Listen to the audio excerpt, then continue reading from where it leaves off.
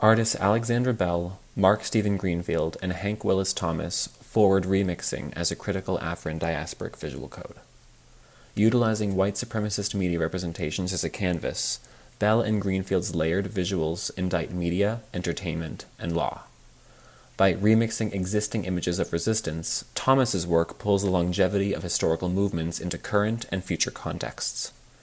Examining ways that Bell, Greenfield, and Thomas's differing bases for their respective remixes inform their critical interventions is instrumental in the process of developing counter-hegemonic visual literacy. In counter-narratives, Alexandra Bell employs red ink to establish a visual code for interrupting the perception of written language in media. Red ink is often associated with strict correction in the academic-industrial complex and the newsroom, implying the presence of an intellectually superior authority who determines truth. The color red holds cultural ties to dominant demarcations in language, redlining, red flag laws, and has become a symbol of loss and deficit, being in the red. Bell appropriates these associative powers, transforming the remix into a radical representation that indicts white supremacist narratives in media. Bell's choice of medium and presentation classify her work above that of the newsroom. Archival pigment print is a high-quality, lasting reproduction that will far outlast newsprint, and her 45-inch tall reproductions cement her perceptive interruption as monumental. Bell's remix of media coverage of the Central Park Five takes on a similar form of altered newsprint, but indicts hegemonic narratives differently, using blackout.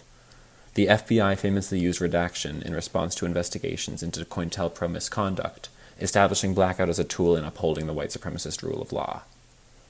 Recently released documents revealing the FBI's involvement in the murder of Fred Hampton, the chair of the Illinois Black Panther Party, are full of obfuscating black ink. Bell's redactions do the inverse work of the FBI's, removing visual elements that distract the viewer from language that upholds white supremacist ideology.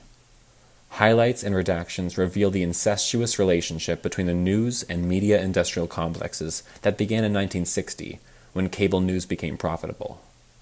Bell's development of each lithograph mirrors the mechanical reproduction of physical newspapers, but extends her critique of the media industrial complex, challenging assumptions that media is impersonal and unbiased, through laboriously imbuing herself in the production of each print. Greenfield's Black Atcha also uses a visual overlay. An optometrist chart layered on top of archival photographs of white individuals in blackface strips the images of their original context and physically imposes a new meaning upon them. The optometry test is a literal interrogation of the role of sight, vision, and perception in a constitution of blackness and the invention of race. Red, blue, and green variations interrogate continuous representations of blackface in the digital entertainment industrial complex by mirroring LED displays. In each of these pieces, the importance of what occurs between the page and the eye takes center stage.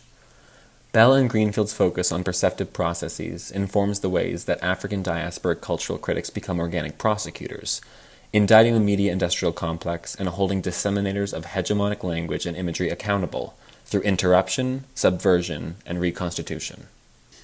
In a documented talk at the Franklin Humanities Institute at Duke University, Hank Willis Thomas discusses I Am a Man and identifies his own visual codes for producing counter-hegemonic art with existing imagery of resistance. Thomas's work consists of 20 canvases, with acrylic textual paintings that exactly replicate the stylistic representations in the Memphis sanitation strike of 1968. 19 of Thomas's representations differ from the original sign, and the linear organization of the display evokes a timeline. By using imagery born out of the African diasporic resistance and remixing the language to evoke movement shifts, Thomas gives the original imagery 19 new lifetimes, building a timeline that extends beyond the current into an imagined future.